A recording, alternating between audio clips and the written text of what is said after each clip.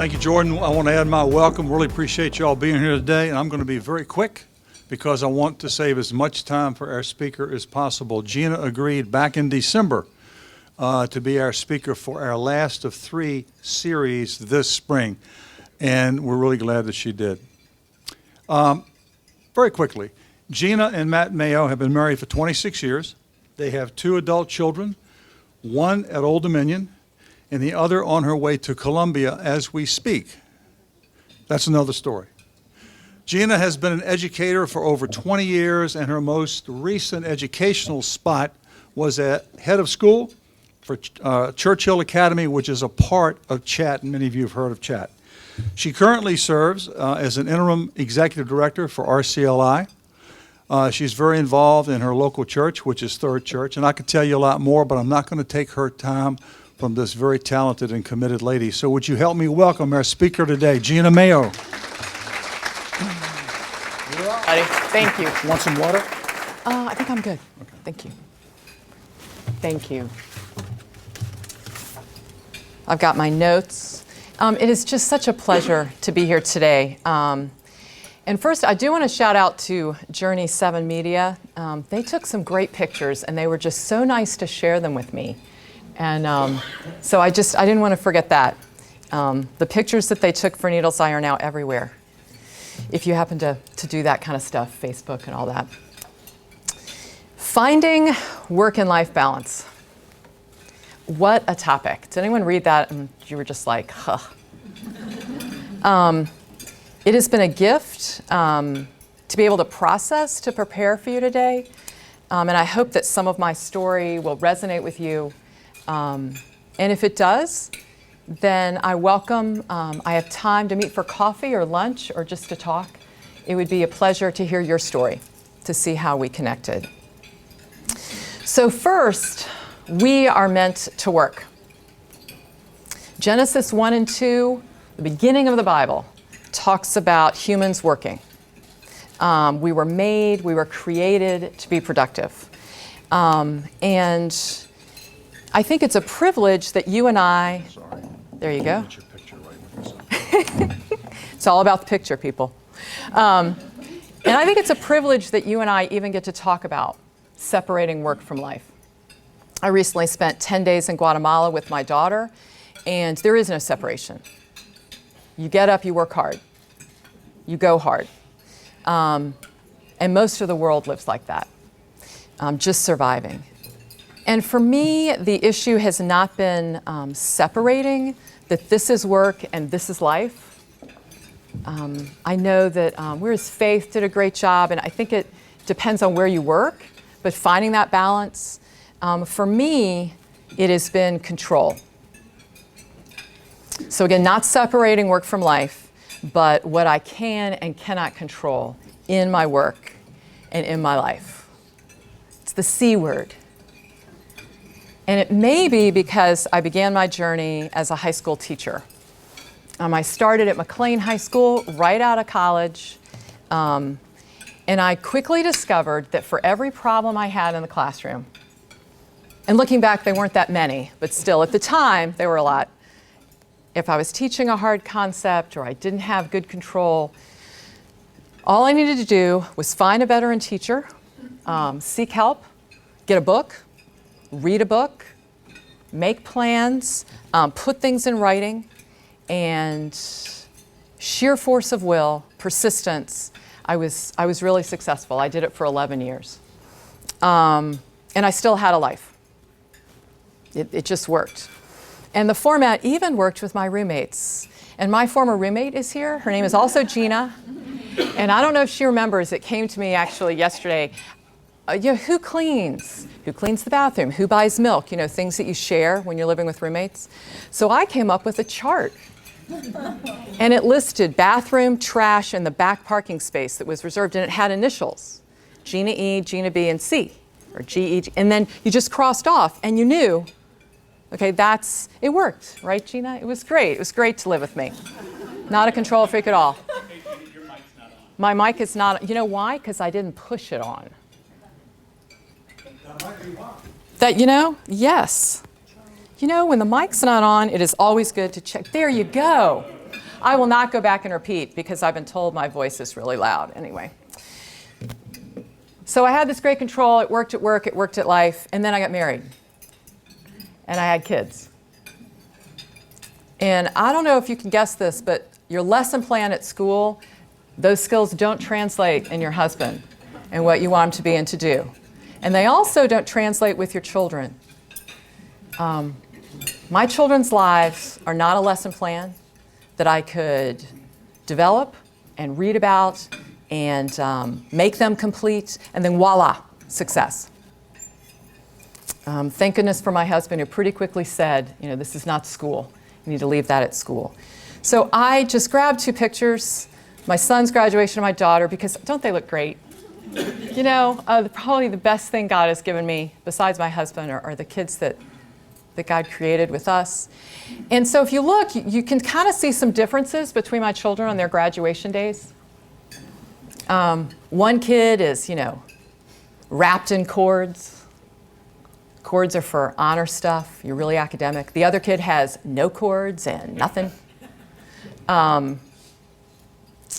What did Matt and I really control? Now that we're at the end, 22 and 19, what did we really control in their life?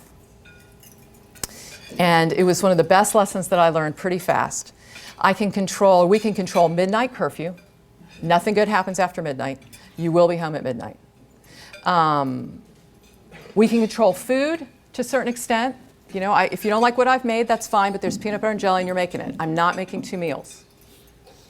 Clothing, I kind of played that card, to a certain extent. There were sometimes mom got to pick, the rest of the time, just don't look bizarre. But go. These girls go through this thrift store phase, if you don't know, and it's really kind of weird. It was really hard not to control their grades. It was really hard not to go into power school. If you don't know what power school is, now a parent can be texted every time a grade is entered. Did you know that? Talk about control. And my daughter, there were friends of hers whose parents had that option and used it. Not me. I wanted to see report cards every quarter, we did, and that was it. Faith, I couldn't control. Our son came to us when he was to join the church, and he said, I'm just not feeling it. I'm not ready to join. And of course, you're like, it's really important to us, faith. But we're like, okay, you know what? Then you're not going to do it. We're not going to force you to join. And he did. His senior year, it was just a beautiful thing to have him join. I learned to be surreptitiously attentive, to be sneaky, to figure out what was going on.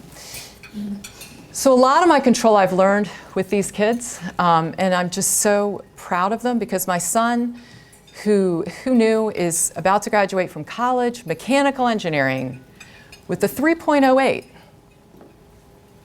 I did not know that his freshman and sophomore year in high school, that's what he would end up doing. So parents, all I can say is if you have young kids, those grades will open or close doors for your kids, for them, not for you. The best thing I learned was to let it go. God gave Matt and I these children to manage wisely. Some people call it parenting. I prefer managing.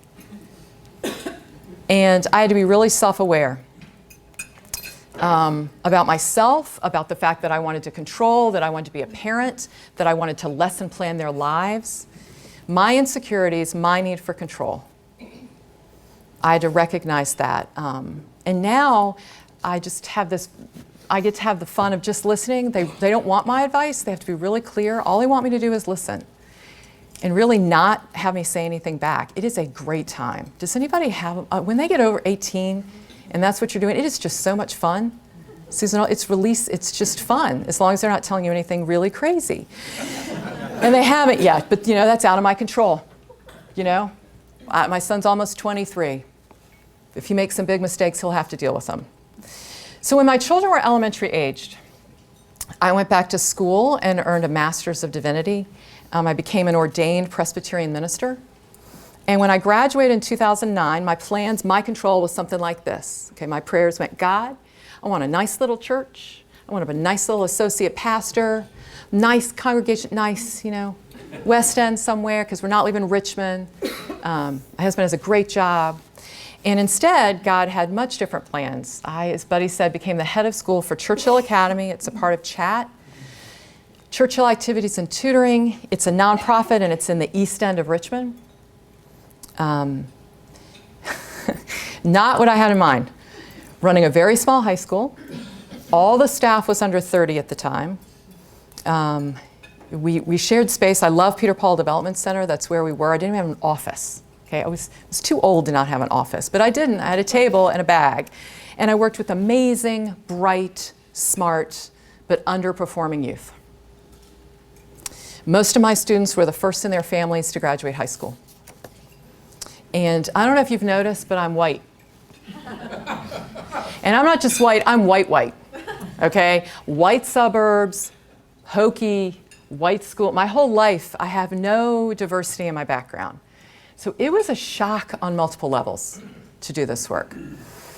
And I thought about ways to tell you, and I think the best thing to do is just an example. So suppose my former roommate, Gina, had her head on the table.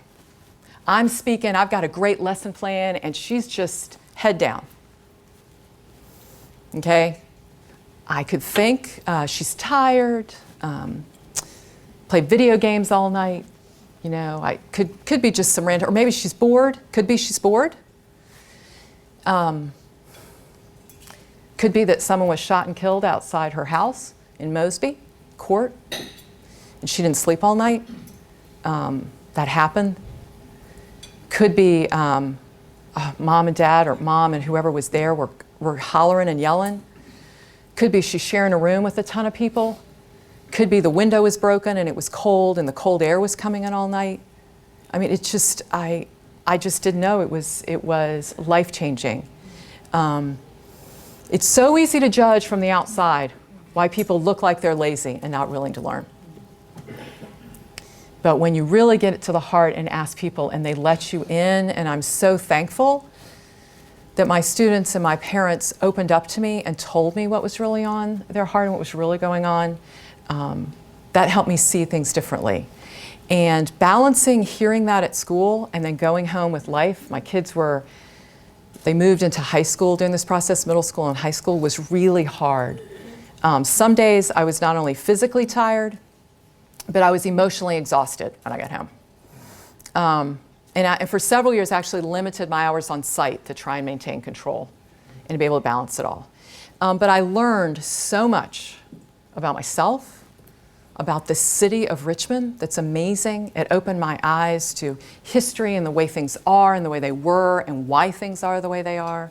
That's a whole other presentation. I could go on and I had to stop myself. About my faith, my calling, and most importantly, my desperate need for Jesus.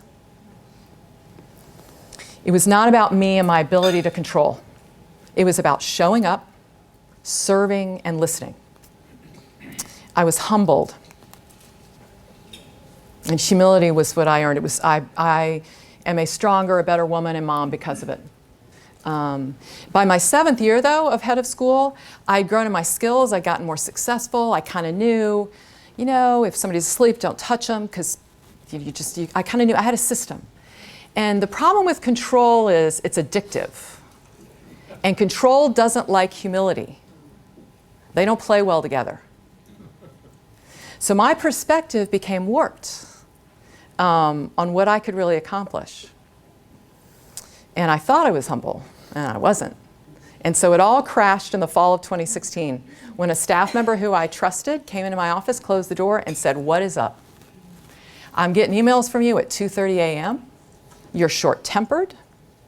What is wrong with you?" And she called me out. And my perspective had become, see if this relates to any of you, if I don't do it, no one else will. If I don't handle this, all will be chaos. You know, I was off the rails. I was out of control. It might have been chaos, but my 2:30 a.m. emails did not help anybody. I was not only burned out, I was burning out and burned out, and I needed to stop. On top of that, I was having an identity crisis. Who am I if I'm not the head of school? Who am I if I'm not involved in this work as a Christian leader? Who will I be? just Gina Maio, she's no fun. You know, she's not hearing children's stories and solving problems. So I learned that maintaining a humble perspective in my role and work in life is really hard. I have some gifts, I'm talented, but you know what?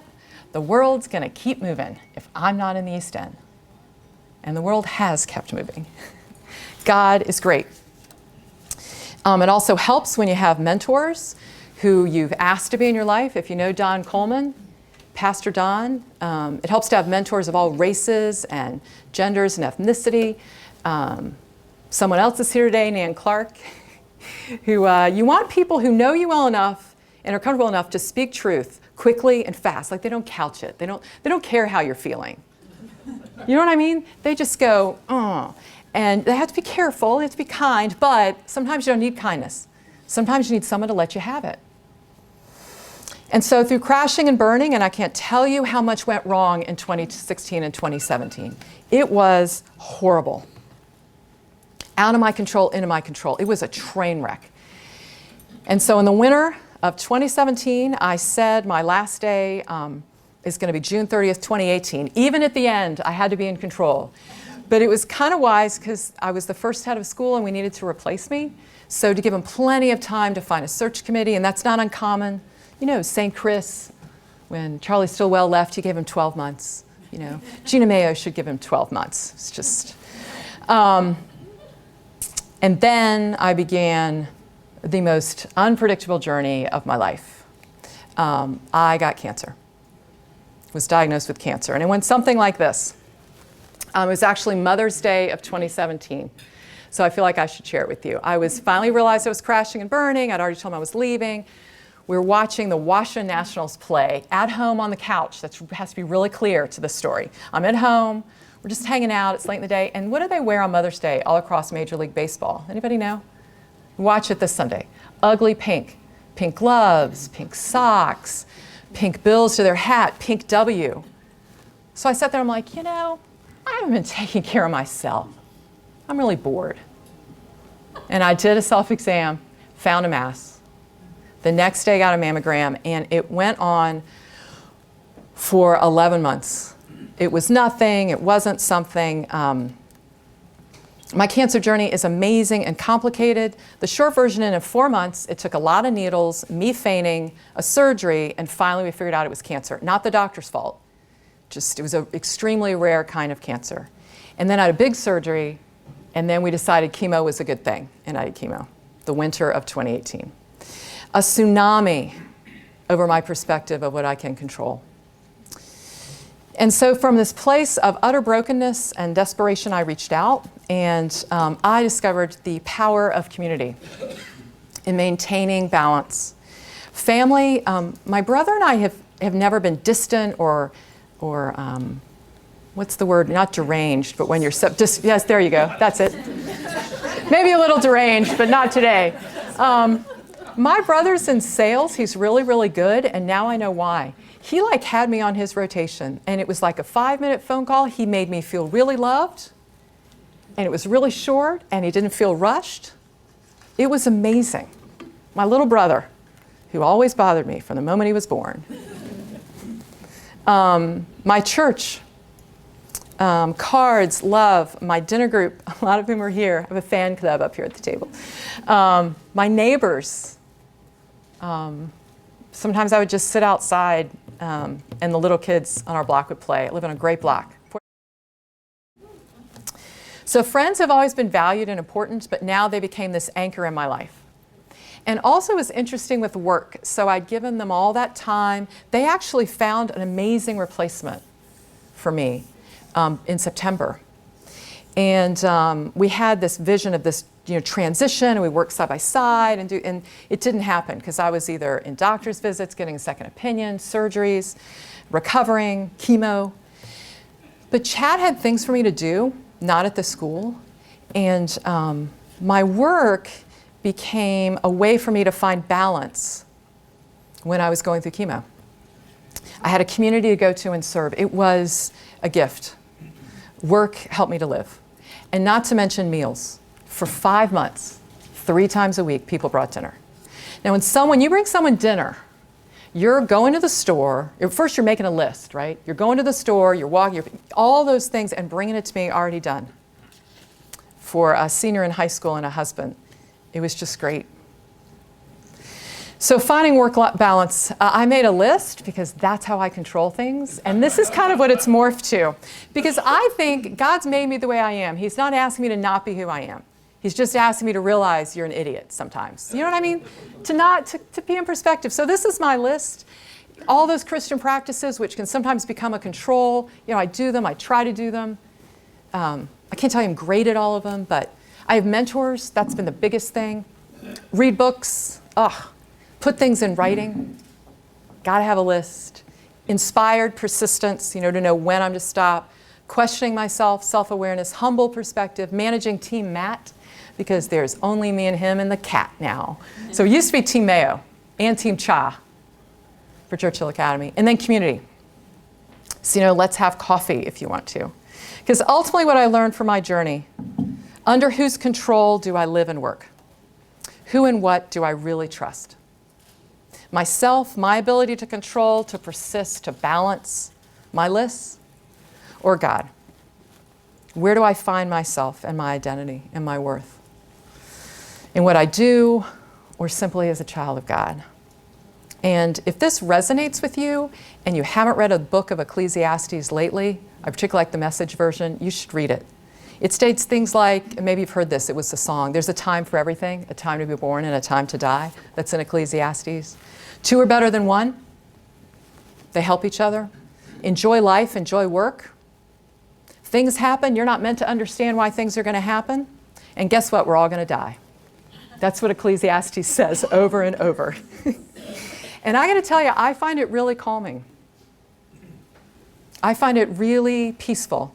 I'm healthy. I didn't say that. I'm healthy. I am well. I am all clear. So let's just take that. It's some women and some people, the end is more clearer when you've been diagnosed. That is not me.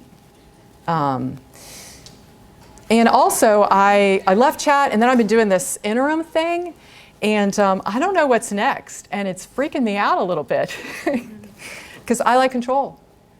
And it reminds me, what can I control? I better have a resume, I better get feedback, put it out there, but ultimately to recognize that I'm blessed to have this time, to just lean in and to be in community. So I've learned I need to give up the hard stuff. Anything I want to hold tight and control, I need to release it.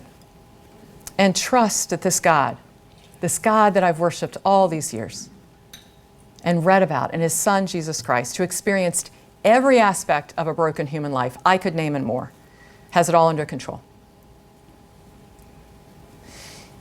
The Christian faith is being sure of what you hope for and certain of what you cannot see. One translation of Hebrews 11:1 says, the fundamental fact of existence is that this trust in God, this faith, is the firm foundation under everything that makes life worth living. And faith is trust and hope. Joyfully, humbly, with this community around me, I live and I work and breathe with my eyes on Jesus. To God be the glory. And I feel like saying amen. Is that okay? Yeah, there you go.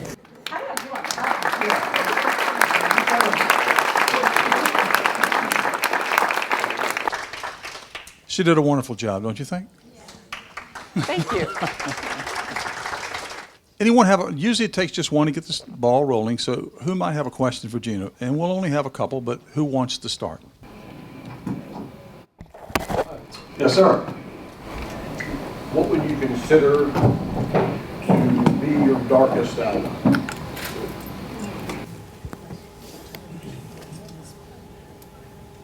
Did y'all hear that over here? Yeah, darkest hour.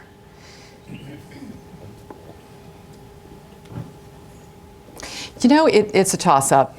Getting the call that it was triple negative breast cancer, that was horrible. But on the other hand, sitting and having a kid tell me about what gone on in their life, and if I share it, I used enough of them as an example A, so I don't want to do that. But anything you read, that was really bad too. So what's interesting is all those things I went through with chat prepared me even though as I got off track, to know, to just be able to handle it better. I think we try to control, especially for our kids and for us, that life is never bad, right? Let me live in the right community, put my kids in the right school, let me make sure that I am safe. And you know what, life's out of control.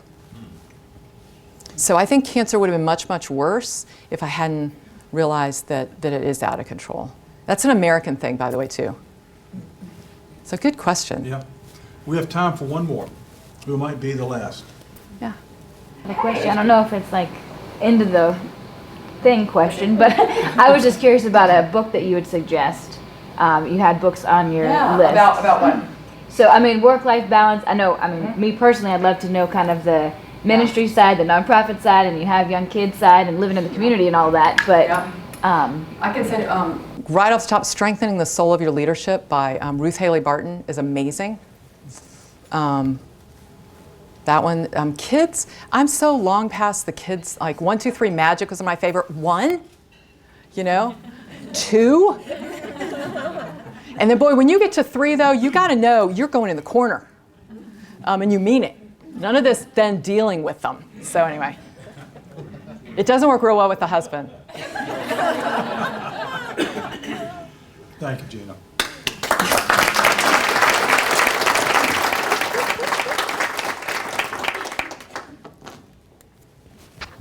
So this concludes our spring series. We asked Gina back in December to be the person to close us out, and I am very thankful she said yes, and I would imagine you are as well. As I was coming over today and thinking about the topic and thinking about what Gina might be saying, it occurred to me that when we think in terms of work-life balance, the phrase itself, it sort of assumes that we don't have life in balance because of our work. That's the assumption, right? And I think there's often truth to that, and I can certainly speak for myself in my earlier life to say that that was absolutely the case, that my life was out of balance, and it was because of work. So as I thought about the topic, and I thought of being out of balance because of work and what work does in our lives, and work's a good thing. God's a worker. He commissioned us to work and take care of the garden. But the problem with that is that often what is implied or directly stated is that our lives get out of balance either because of pride or insecurity. It's usually one of the two. Not always, but it's often. Better word, often one of the two. And when you think about pride or insecurity, and I would say particularly insecurity, that I think is in part why we take all the responsibilities that we probably shouldn't take, have some of the goals that probably aren't as important as others, because we're not really as secure as we ought to be, should be, with regard to who we are. And who we are really goes back to one of the things that Gina said about halfway through in her message. You remember she used the phrase, I got to the point where I realized that I was desperate. Do you remember for whom? For Jesus. If you think about the beginning of time from a biblical standpoint, we see that God made us in His image. Genesis 1 tells us that.